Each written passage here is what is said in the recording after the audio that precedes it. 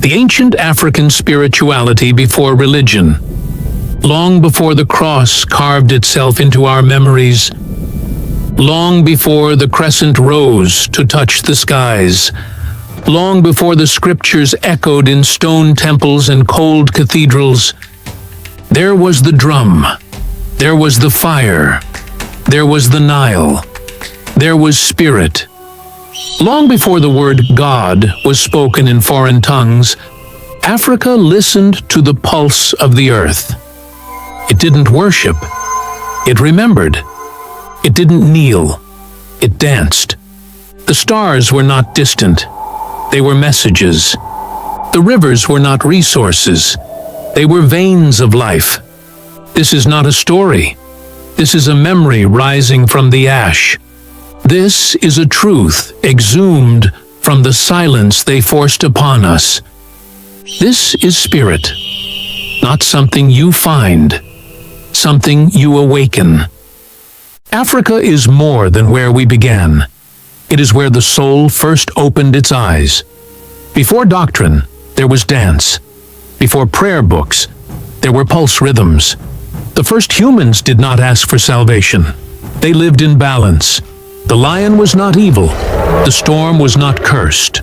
All things were part of the whole. Spirit was breath. Spirit was birth. Spirit was the bond between root and sky. In every village, every gathering, spirit was acknowledged. The fire in the circle was sacred. The meal was sacred. The greeting, the mourning, the silence, all sacred. Elders were walking libraries. Children were seen as spirits choosing a new life. Dreams were not random. They were visits. Death was not final. It was return. From the sands of Nubia to the shores of Senegal, spirit moved like wind through the reeds.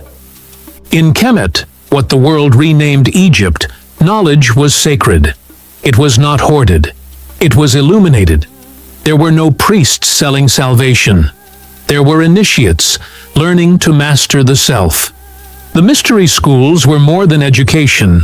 They were preparation for divine living. Students studied astronomy not for maps, but for harmony. Medicine, to heal the body as part of the spirit. Geometry, to mirror the order of the cosmos. At the center of all things stood Mayat, the balance between chaos and creation. Truth, justice, reciprocity, harmony. Even the gods were bound to Mayat, because power without order is corruption. The divine triad of Asar, Osiris, Aset, Isis, and Heru, Horus, was not just a myth, it was a mirror. Of fatherhood, of divine motherhood, of the child born in truth, of resurrection through knowledge. What we were taught to forget was once our highest science. In Africa, spirit was not confined. It was expressed, multiplied, reflected in countless forms. Ra, Olodumare, Nyame, Ama, Nzambi, names, not rivals, not jealous, not wrathful, each name a different face of the same flame. The Yoruba saw Orun, heaven, and Aye, earth, as lovers dancing in cycles. The Dogon of Mali mapped stars unseen by Western eyes for centuries. The San people spoke to spirit through trance and fire. Water was not an element, it was a being. So was fire, so was wind. They were not metaphors, they were family. No African path said it alone held truth, because all paths led inward. You did not need to be saved, you needed to remember. Spirit was not something given to you, it was something born inside you. Spirit was a dance, a garden, a breath, a woman, a mountain, a people. It was lived, it was seen. Then came the swords, then came the books, then came the ships. They did not understand spirit, so they feared it, so they demonized it. The invaders brought chains, then churches. They stripped the names of our gods, then renamed us. They replaced ancestors with saints. They replaced rhythm with ritual. They said our earth temples were primitive. They called our elders witches. They turned sacred drums into forbidden instruments. They called spirit superstition. And in doing so, they didn't convert Africa. They tried to erase it. But spirit is not so easily slain. In chains, it sang. In exile, it danced. In silence, it survived. Across the Atlantic, our spirit followed. In Haiti, it became Vodun. In Brazil, it became candomblé. In the American South, it became hoodoo.